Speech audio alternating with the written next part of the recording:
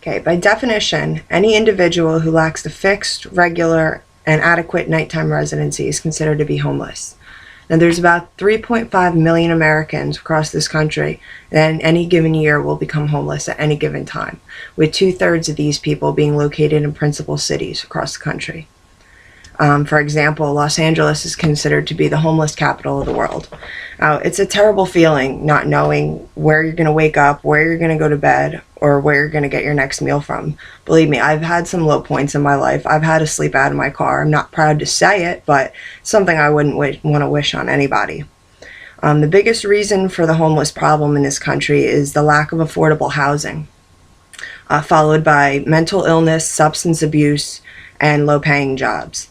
Some less common reasons for homelessness is prison release, domestic violence, poverty, unemployment, and natural disasters, people that are evading or hiding from law enforcement, or teenagers that are runaways or have been thrown out of their houses. There's about 40% of the homeless population that is made up of families with children. And across the country, there's about 1.37 million people that are homeless that are under the age of 18. About half of the population is made up of African Americans, being 49%, and more than half of the homeless population has been incarcerated at some point in their lives. 76% have not been married, so they're single, and more than 1/3 has less than a high school diploma or a GED. Now, according to the U.S. Department of Housing and Urban Development, the most common characteristic for a homeless person is that they're male, they're a member of some kind of minority group, they're 31 years or older, and they're alone. Now, along with homelessness, it also brings other problems for society. About 30% of the homeless population is addicted to some kind of substance. And we all know that along with drug addiction comes other things to feed that addiction, like robbing, stealing, other illegal activities, etc.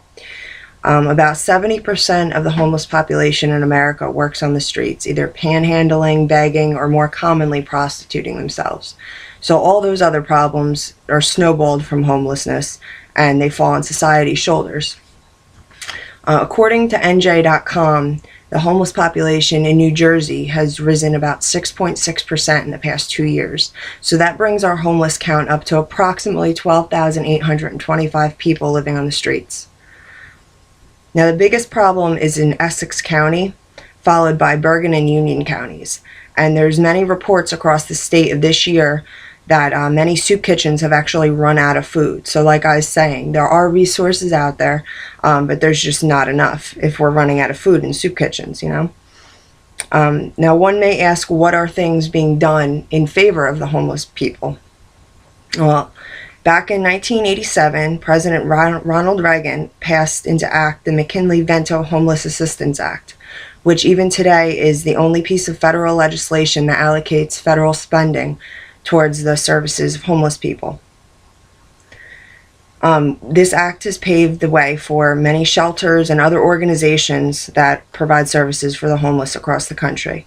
And back in 1974, before this act even came into thought, Kip Tiernan developed a women's shelter called Rosie's Place in Boston, which became the very first drop-in and emergency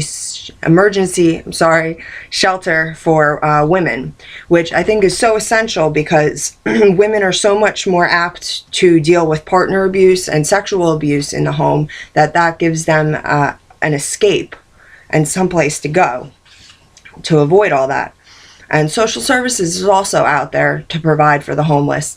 They can provide food stamps, general assistance, which would be like, monthly cash, medical and dental insurance, which is almost as important as housing, and then housing. There's two different types of housing that social services provides. Transitional, which is only temporary housing until something else more permanent comes along. So for example, it would be like putting somebody in a motel room for a couple months until an apartment opens up or something like that. And then there's permanent housing, which provides a base for people and families to move out of poverty. Lastly, there is another program that's more recent. It's called Housing First, and in the past few years it's been met with a lot of success. It provides housing specifically for people that have mental illnesses or substance abuse problems. And it not only provides housing for these people, but it also gives them services to get help. Like, say, you take a drug addict and not only do you give them housing, but you also help them to get into rehab or give them counseling services, something along those lines. So that's really great too. Anybody that's listened to this speech or, has heard what I had to say, I can't imagine that they would disagree with me that there's not a big homeless problem in this country, and there's not enough being done about it. What's even sadder is that these people don't only have to stress about how to feed, clothe, and shelter themselves, and in some cases their children, they also have to worry about crimes on homeless, which is absolutely sickening. Like, people go out and beat up the homeless, light them on fire to fulfill some sick joy, I have no idea, or, make money off of things like bum fights. So instead of worrying about like how we can make these people more miserable, like their lives aren't terrible enough, I think more time and effort needs to go into figuring out better resources and more resources in order to help these people out.